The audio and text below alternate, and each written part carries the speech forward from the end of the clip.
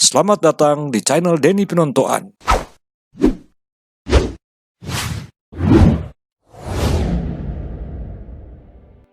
Arnold Mononutu adalah salah satu tokoh yang akan mendapat gelar pahlawan nasional dari pemerintah Republik Indonesia. Pemberian gelar pahlawan tersebut akan dilakukan pada Hari Pahlawan Nasional 10 November 2020 di Istana Negara. Berikut ini beberapa hal yang mungkin tidak diketahui oleh banyak orang tentang Arnold Mononutu. Sebelum saya lanjut, jangan lupa subscribe, like, comment, and share. 1. Nama populernya sama dengan kakeknya yang juga bernama Arnold Mononutu. Dia adalah seorang Minahasa pertama yang menyelesaikan studi di sekolah untuk pelatihan dokter pribumi di Batavia. 2. Nama lengkap Arnold Mononutu adalah Arnold Isaac Zacharias Mononutu. Nama yang dipendekkan ini berkaitan dengan perjuangannya bersama para pelajar Indonesia di Eropa lainnya yang tergabung dalam Perhimpunan Indonesia untuk menegaskan identitas nasional Indonesia. Ceritanya begini. Di Eropa, di Belanda dan Prancis, para pelajar Indonesia merasa penting untuk menegaskan identitas kebangsaan Indonesia. Sebab pada banyak forum internasional, mereka lebih dikenal sebagai orang-orang muda yang berasal dari Hindia Belanda. Organisasi pelajar Indonesia di Belanda yang berdiri tanggal 5 November tahun 1908 mulanya bernama Indische Vereniging atau Perkumpulan Hindia.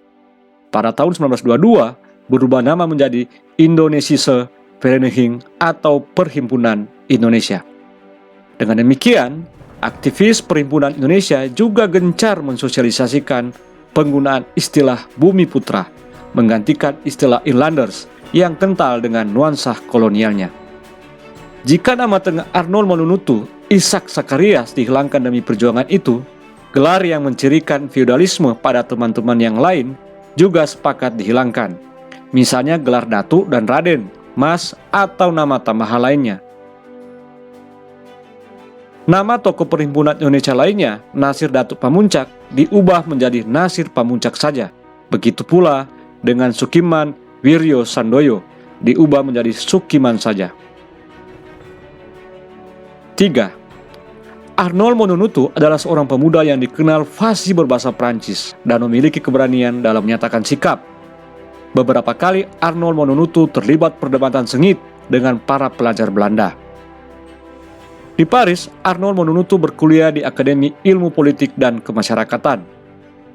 Sebelumnya, Arnold Mononutu sudah berkuliah di Den Haag mengambil bidang hukum.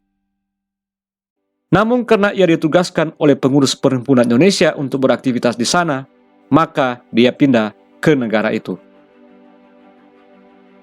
4. Di Paris, Arnold Mononutu menjadi sekretaris Asosiasi Pelajar Asia.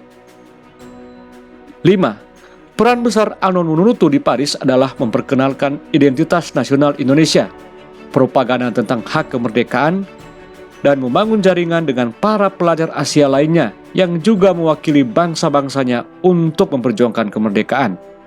Melalui peran Arnold Mononutu lah, maka organisasi pelajar atau mahasiswa Indonesia di Eropa melalui upayanya di Paris menjadi dikenal secara internasional.